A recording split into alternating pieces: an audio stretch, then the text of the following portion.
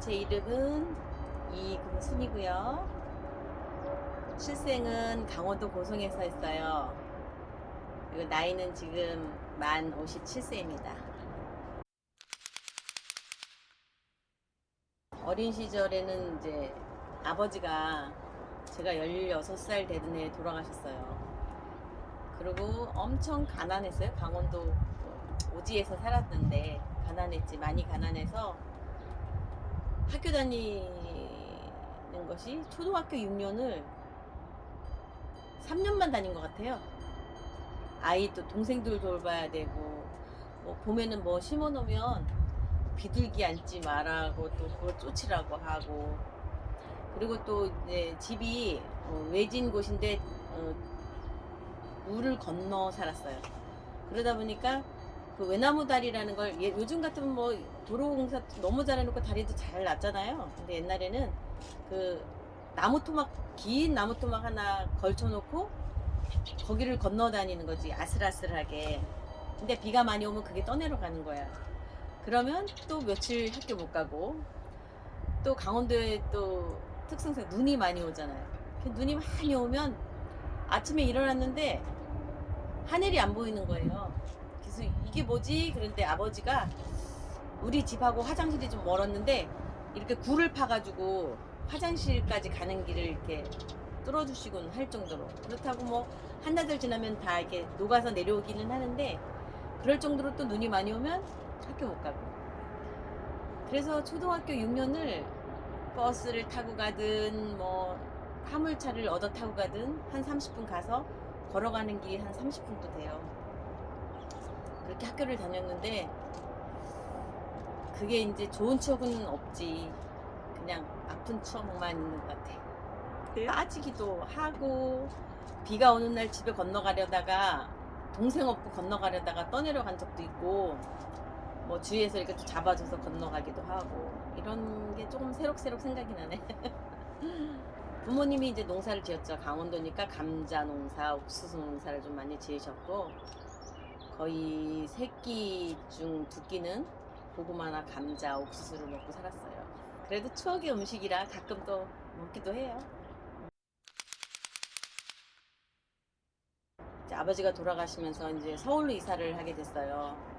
서울로 이사를 하게 됐는데, 이사 가는 자동차가 벼랑으로 굴렀어요. 이삿짐 실은차가. 그래서 이제, 그런데 다행히도 거기에 이제 오빠가 타고 기사님도 있으셨고, 이제 우리는 별도로 버스를 타고 움직였었는데, 이삿짐은 다 하나도 건진 게 없는데, 오빠가 사람은 안 다친 거예요. 다리 정도 조금 부상을 입고 그랬었는데, 그렇게 해서 서울로 이사 오면서 이제 뭐 있는 돈 없는 돈 다 해갖고 서울로 이사를 하면 이제 먹고는 살 거라고 생각하고 다 이사를 했는데, 동생들도 어렸었고 그랬는데, 이제 이사하면서 이삿짐을 다 없애고 하면서 좀 힘든 과정이 있었어요, 많이. 그래서 이제 그때는, 지금은 엄마들이 막 공장 같은 데 많이 다니잖아요. 그 당시에는 엄마들은 공장을 갈 수가 없어. 아이들이 너무 많으니까 이 아이들을 다 보살펴야 되는데, 지금은 유치원도 보내고 어린이집도 보내잖아요. 근데 그 당시에는 그런 게 없으니까 저희 엄마가 한 40대 정도였는데 집에서 이렇게 알바, 지금은 알바지, 회사에서 이제 조금씩 그 일거리 갖다 집에서 하는 그런 일을 하셨던 것 같아요. 그러면서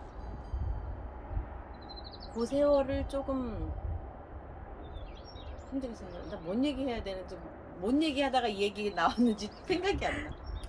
이게 서울에 와서도 많이 힘들게 살았어요. 배움이 부족하니까 좀 더 배우고 싶어서 야간 학교를 또 좀 이렇게 알아보고 다녀보고 그러기도 했고, 그러다가 엄마가 이제 아프신 거야.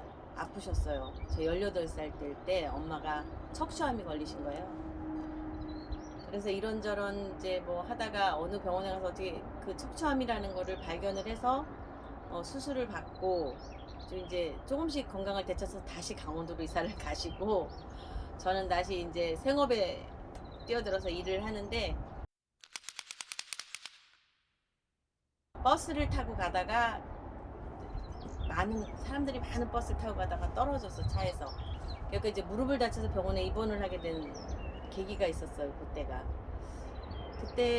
그랬는데 제 남편이 내 친구 이제 뭐 동네 오빠였어. 근데 친구한테 이 소식을 듣고 왔더라고. 나는 너무 많이 힘들고 외롭고 그랬었을 텐데 말을 너무 멋있게 해주는 거야.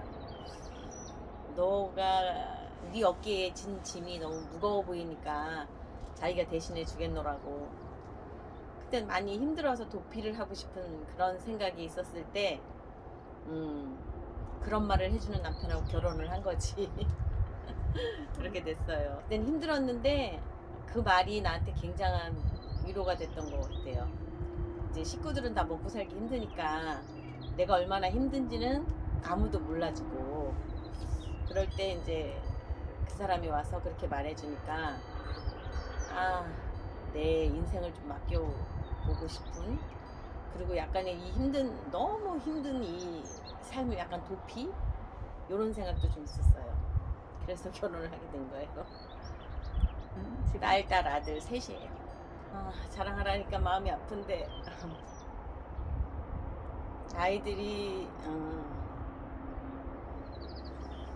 좀, 우리 큰아이가 고등학교 들어갔을 때, 우리 막내가 중학교 때 남편이 바람 나갔고 이혼을 하게 됐고, 그때부터 혼자서 이제 새 아이를 가르치고 그랬는데, 이런 말 하면 너무 힘든데, 새 아이가 힘든 엄마를 잘 알고 반듯하게 자라줬어요. 지금도 우리 큰 딸은 그 당시에도 대학 다닐 때도 엄마가 힘드니까 아이들 피아노 가르치면서 자기 이제 용돈은 받아가지 않고 자기가 버는 돈을 조금씩 모아놨다가 대학 등록금에 보태달라고 한 번씩 내놓곤 하더라고요. 그렇게 잘 자라줬고, 둘째도 이제 학교는 뭐 대학은 2년제 나왔는데 열심히 지가 이제 벌어서 버는 돈으로 엄마한테 큰 짐을 져주지 않고 자기가 버는 돈으로 결혼해서 지금 딸 하나 낳고 잘 살고 있고요. 아들도 이제, 아들은 걔가 가장 어렸을 때 가정이 이렇게 되면서 좀 많이 힘들었고, 아이를 많이 돌봐주지 못한 거에 대한 미안함도 좀 있고 한데,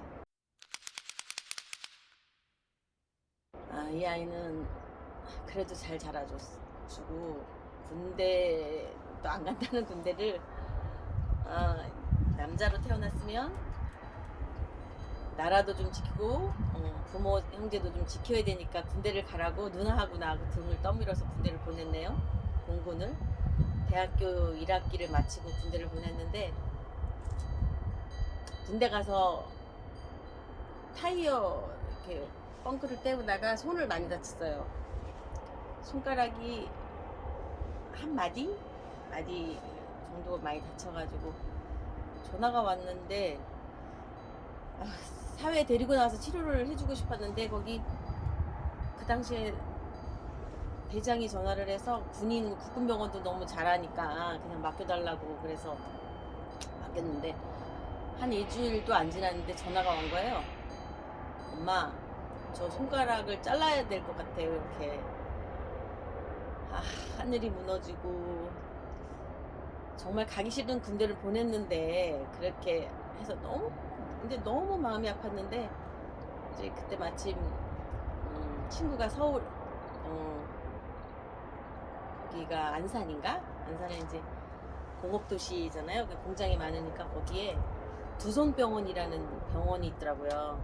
소개를 받아서 갔어요. 갔더니 이제 거기서 그래도 그 원장님이 잘 치료를 해주셔가지고 손마디가 약간 짧기는 한데, 그때 이제 손에다가 손가락을 심고 엉덩이 살을 떼어서 여기를 묶고 이렇게 해갖고 수술을 받아갖고 한참 고생하고, 지금도 약간 짧기는 해요. 그래서 군대에서도 엄마 이거 장애 진단을 받으면 뭐가 면제되고 한대요. 근데 저는 지금도 제 생각이 변함이 없지만 그때 아들한테 그거 조금 세금 감면받자고 장애인이 되는 것보다는 엄마는 그냥 살았으면 좋겠다.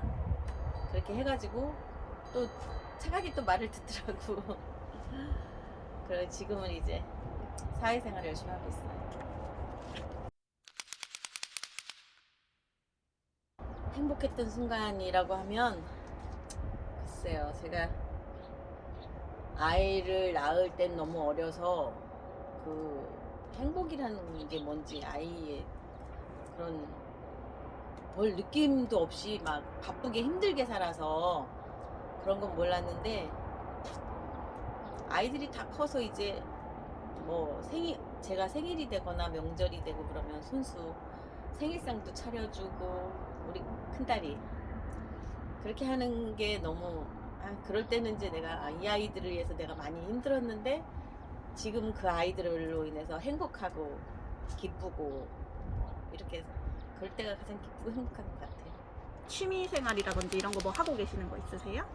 요즘은 이제 제가 일주일에 한 번씩 미나 좀 배우고 예전엔 많이 해보고 싶었던 것들이 있었는데 이제 못하고 살아왔잖아요. 어렵게 사느라고.